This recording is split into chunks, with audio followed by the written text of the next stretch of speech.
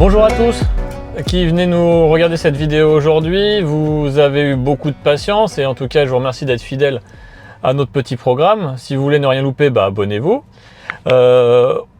Si c'est la première vidéo bilan que vous voyez, c'est que vous en avez loupé deux. La première qui parlait des coûts qu'avait occasionné notre véhicule sur cette première année et des économies qu'on avait réalisées, économies de consommation qu'on avait réalisées durant cette première année et ces premiers 18 000 km. Vous avez aussi peut-être loupé la deuxième vidéo qui parlait du véhicule en lui-même, son confort intérieur, ses accessoires, ses options, toute cette partie-là. Donc allez voir la vidéo, elle est passionnante. Elle était passionnante à faire, elle sera passionnante à voir, j'en ai aucun doute. Et cette vidéo-là, cette vidéo d'aujourd'hui sera consacrée cette fois-ci à l'agrément de conduite. Donc on va y parler de plein de choses, on va y parler des assistants, on va y parler de ce que c'est de voyager avec. On essaiera d'aborder la chose sous des angles nouveaux, tant que c'est possible. Et puis c'est ce que nous allons attaquer tout de suite dans cette vidéo. Le confort général de la voiture, pour notre usage, il est très bon, c'est-à-dire qu'on est quand même beaucoup sur autoroute. Quand on fait des grands trajets, les routes sur lesquelles on route ne sont pas forcément dégradées. Après, les défauts de la voiture liés à son confort, au côté trépidant de la suspension, on pourra pas être contre. Effectivement, c'est pas la voiture la plus confortable à ce niveau-là. Ça progressera sûrement. Encore une fois, pour moi, je mets ça sur le compte de défaut de jeunesse. Voilà, là c'est la première version d'une modèle Y. On voit que sur la nouvelle modèle 3 Performance, il commence à revenir sur des suspensions pilotées qui existaient sur la modèle S. Peut-être que ces suspensions pilotées, sachant que le confort a quand même été montré du doigt, ça va peut-être vexer à un moment donné les concepteurs. Ils vont peut-être se décider à mettre ce type de suspension sur une gamme plus large. Donc voilà, on verra sur les prochaines ce que ça raconte, mais en tout cas pour notre usage à nous, ça pose absolument aucun problème. Le silence à bord, il est bon aussi, l'insonorisation est correcte. Certainement pas la meilleure qui existe, mais nous on n'a pas accès au meilleur de ce qui existe, donc c'est bien suffisant et largement confortable pour l'usage qu'on en a. Je voulais aussi qu'on précise qu'une partie du confort est apportée et de l'agrément de conduite est apporté par tous les éléments d'assistance qui sont présents de série dans cette voiture. Alors quand je dis de série, c'est pour nous, on se contente de l'autopilote de base, mais qui est déjà extrêmement bien fait et extrêmement complet pour ce qu'on en a à l'usage.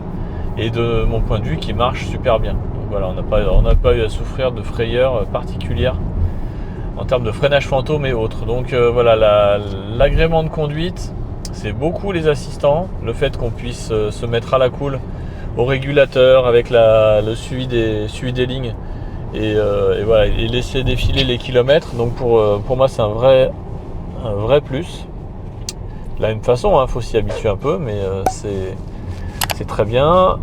Ça peut être complété ça peut être amélioré. On l'a amélioré nous par les sexy boutons. Je vous remets la petite vidéo soit en vignette si j'y arrive, soit dans les commentaires pour vous inviter à aller la revoir pour regarder l'installation et le fonctionnement.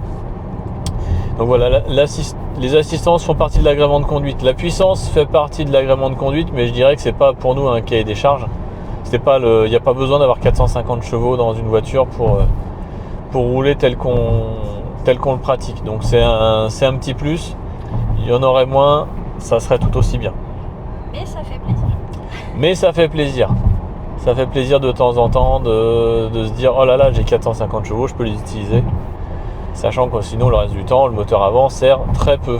L'aspect 4 roues motrices qui est spécifique au dual motor et aux performances, on n'en a pas eu l'usage parce qu'on n'a pas eu à conduire. Ah si, on a conduit sur la neige et elle a grimpé. Donc effectivement, si, ok. L'aspect 4 roues motrices nous a peut-être servi cet hiver, sachant qu'on venait d'une voiture qui était à traction et qui galérait fortement dès qu'il y avait la moindre neige, le moindre verglas. Et là, on a réussi à monter sans chaîne avec des pneus été et avec beaucoup de facilité des endroits qu'avant on n'aurait même pas imaginé pratiquer. Donc voilà. Bon, les 4 roues motrices ce jour-là nous ont apporté quelque chose. Le reste du temps, ça apporte peut-être un peu de sécurité sur route mouillée. Bon, à voir. Clairement, si elle avait existé, je pense que notre choix serait porté vers la grande autonomie propulsion qui existe aujourd'hui à la vente depuis quelques semaines, qui est un très très bon compromis autonomie, simplicité de fonctionnement et prix. Dans un autre point positif qui est pas lié à la voiture mais qui est lié à l'écosystème, c'est tout l'environnement de recharge. Alors l'environnement de recharge, j'entends plusieurs briques là-dedans. Première brique, c'est la qualité du planificateur. J'ai pu tester d'autres véhicules, j'ai eu cette chance, c'était beaucoup DMG, j'ai pas encore fait beaucoup d'autres choses, mais en tout cas, là où je peux distinguer Tesla de manière générale des MG que j'ai pu tester, c'est la qualité de la planification. C'est-à-dire que là, on sait quand et où on doit s'arrêter. Alors, c'est pas parfait non plus, parce que ce serait bien qu'il y ait tous les superchargeurs, qu'on puisse planifier, qu'elle puisse avoir l'intelligence de nous envoyer sur un superchargeur non Tesla, donc ça serait le top. Elle le fait pas, elle attend de nous envoyer chez Tesla, mais malgré tout, c'est plutôt très bien fait et vous pouvez tout faire en allant que sur des chargeurs Tesla, donc c'est exceptionnel à ce niveau-là. Il y a moyen de ne pas se faire peur à naviguer, il y a moyen de ne pas se poser de questions existentielles à rouler, ce qui n'est pas forcément le cas sur les autres véhicules électriques quand la planification est approximative, voire inexistante. Donc vous avez à peine une estimation de la batterie à l'arrivée et encore moins des suggestions d'arrêt recharge. Donc là, cet écosystème, il est quand même pas mal et ça va avec le nombre et la répartition des superchargeurs. C'est-à-dire que voilà, il y a cette démarche d'améliorer le réseau. Alors ça tombe bien, hein. Avec tout ce qu'on croise comme Tesla, c'est plutôt rassurant de se dire que le réseau se renforce. Parce que sinon, on serait face à une situation compliquée. Mais voilà, ça fait partie des points positifs et il faut le signaler. En soi, et pareil, la navigation et la planification des trajets dans la voiture donnent d'assez bonnes précisions. Et là où aujourd'hui, je trouve que par exemple, on prend un Waze, il a tendance à pédaler un peu dans la choucroute. La Tesla, elle fait des choses qui sont généralement pas trop mal. Alors, elle nous a fait des trucs bizarres quand même, parfois, à vouloir nous faire absolument sortir de l'autoroute. Bon, ça n'a pas toujours été irréprochable, mais au global, ça se tient. Bon, une petite fonctionnalité récente, bien sympathique, qui affiche la disponibilité de la borne, mais en comptant le nombre de véhicules qui sont en chemin. Alors, dans les véhicules en chemin, là, je pense qu'ils peuvent compter que les Tesla qui ont programmé une arrivée sur ce chargeur. Donc là, vu qu'il y a 4 bornes, c'est probable qu'il soit exclusif Tesla. Ça va être plus compliqué quand il y a effectivement un superchargeur ouvert à tous les véhicules électriques. Mais en tout cas, c'est pratique, c'est commode. Et par extension, on peut aussi dire que le planificateur de recharge se débrouille plutôt pas mal, sachant que dans une même région, s'il y a plusieurs chargeurs et un qui est plutôt saturé, elle va vous envoyer naturellement vers les chargeurs disponibles. Donc ça donne confiance aussi dans ces planifications de recharge. Et effectivement, le fait qu'ils aient cette capacité à maîtriser leurs espaces de recharge, c'est très spécifique. Parce que là où vous pourriez avoir des indications de fréquentation de bornes de recharge Ionity, etc., il faudrait passer par des applications tierces, type ChargeMap. ChargeMap vous donne des indications sur le nombre de bornes disponibles. Par contre, vous n'aurez pas le nombre de bornes disponibles à l'arrivée. Vous avez, dans le meilleur des cas, une indication temps réel. C'est vraiment à voir comme un élément très positif et très pratique, cette planification. Et ce parti pris de gérer à la fois les véhicules et l'écosystème de recharge. Dans les éléments négatifs de la voiture, mais je pense de toutes les voitures électriques, d'une manière générale, il y a la hausse excessive de consommation. Et là, on n'est pas concerné nous directement, pour le coup, mais la hausse excessive de la consommation dès l'instant que vous ajoutez des extensions à votre voiture. Par extension, j'entends porte-vélo, j'entends coffre de toit, remorque, caravane. Tous ces éléments-là vont conduire à une hausse exceptionnelle de la consommation. Et j'ajouterais par extension que même si on n'est pas nous directement concernés, puisqu'on n'a même pas de prix d'attelage, je pense que ça reste une très très grosse aventure de tracter une remorque, tracter une caravane et de prévoir des longs trajets. D'une part, il y aura plus d'arrêts, et d'autre part, rares, voire très rares, sont les superchargeurs qui vont être amenés à accepter votre attelage. Donc ça veut dire que dans certains cas, et j'imagine même pas le travail que c'est, il faut dételer, charger, réatteler, oui aïe aïe. Vous faites ça un 15 août, là ok, là je veux bien entendre que ça changera votre façon de voyager. Alors on va le faire apparaître dans les points négatifs, mais c'est une contrepartie d'un des points positifs, donc je vais expliquer la situation. Donc en fait, la visibilité avant est un peu occultée, en particulier pour ceux qui habitent sur les routes de montagne, par les montants verticaux avant près du pare-brise. Donc sur les épingles, voilà, vous pouvez être gêné parce qu'il y a ce montant qui vous masque une partie du champ de vision. Alors c'est vrai quand vous êtes en montagne, c'est beaucoup moins vrai quand vous êtes sur des routes à peu près normales dégagées. Donc pour ceux qui ne sont pas en montagne, ça ne pose pas de problème. Mais on avait eu ça dans un des commentaires et par justement quelqu'un qui était intéressé par le véhicule et qui posait la question et les montants et la visibilité. Donc voilà, effectivement ça peut être vu comme un point négatif. Alors après c'est à mitiger. Donc après c'est à mitiger avec le fait que c'est une des voitures les plus sûres au monde. Donc voilà, ça veut dire qu'il y a forcément un peu de métal, haute résistance au niveau des montants pour se prémunir contre les chocs, contre les retournements et tout ça.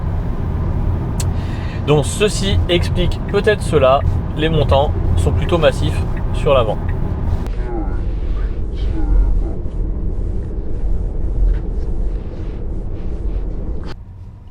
En conclusion, est-ce qu'on la garde, cette voiture ?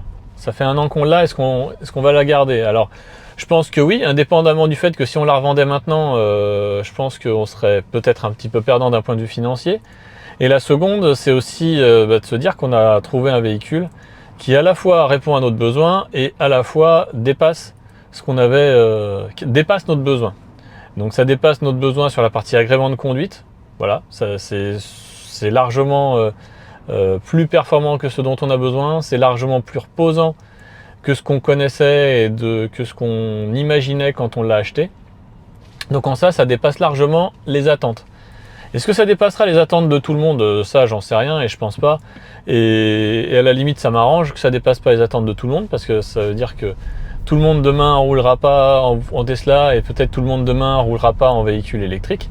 Ça prendra encore un peu de temps. La technologie, elle a aussi encore besoin de mûrir. Et puis les usages de chacun ont aussi besoin de mûrir. Aujourd'hui, on a trouvé ce qu'on cherchait parce on avait besoin d'un véhicule familial et on s'est fait plaisir en s'offrant celui-là. Je compléterai peut-être la réflexion avec le fait que oui, on va conserver ce véhicule avec la perception qu'il a. Ce véhicule a la perception, de par peut-être je vais pas dire son inventeur parce que c'est pas Elon Musk qui a inventé Tesla, mais de par son personnage charismatique qui est à la tête de la société aujourd'hui et qui fait pas l'unanimité, je peux largement le comprendre.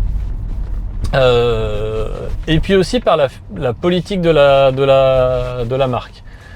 C'est une marque qui est arrivée sur le marché en présentant un véhicule exclusif. Bon, on peut dire exclusif parce que je pense que les Model S, Model X sont quand même des véhicules au-delà de 100 000 euros. C'est loin de s'adresser au commun des mortels. Ensuite, Model 3, Model Y, pardon. Model 3, Model Y, ça se démocratise un peu, mais lorsqu'ils sont sortis, ces modèles-là étaient quand même à des tarifs qui sont au-delà de la moyenne de ce que les Français mettent dans leurs véhicules principal. Et quand je dis au-delà, c'est bien au-delà. Donc en fait, Tesla véhicule une image de véhicule pour personnes aisées. Pourquoi ? Donc une fois qu'on a dit tout ça, je pense que c'est parce que il n'existe aujourd'hui pas dans la gamme de véhicules abordables.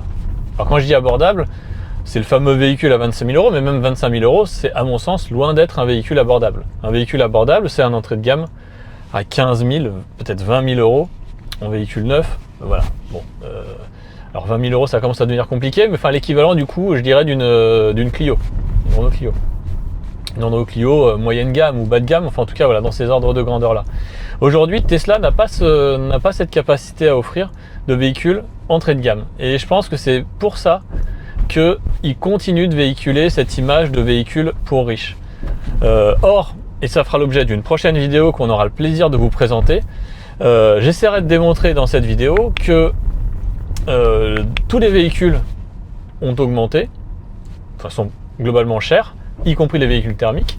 Et le but de ma vidéo, c'est de vous démontrer qu'à équipement égal, alors on va pas parler de performance parce que pour aller chercher les 450 chevaux dans un véhicule thermique, il faut aller taper déjà dans des gammes très élevées. On ira voir sur des gammes de véhicules familiaux ce qu'on a et à quel prix pour un niveau d'équipement comparable. Voilà, donc ce sera l'objet de la prochaine vidéo.